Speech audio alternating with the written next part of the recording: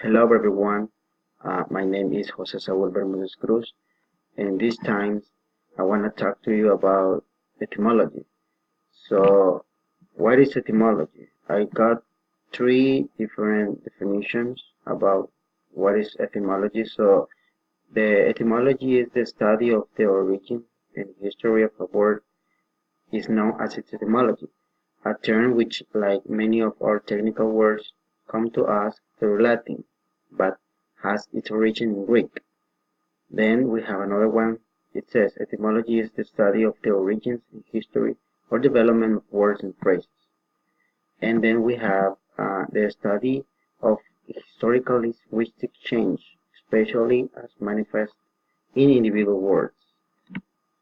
One important aspect about etymology is that every word in every language has a unique origin and history.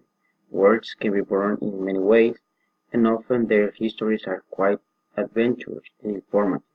So, etymology investigates and documents the lives, mainly the origins of the words or terms. Then I got some examples. The first one says avocado, which has an origin in Nahuatl, and the word avocado comes from Spanish aguacate. Then we have disaster. The origin is Italian and Greek, and the meaning of disaster is the word disaster has been passed around Europe like a hot potato. That's the meaning in Europe.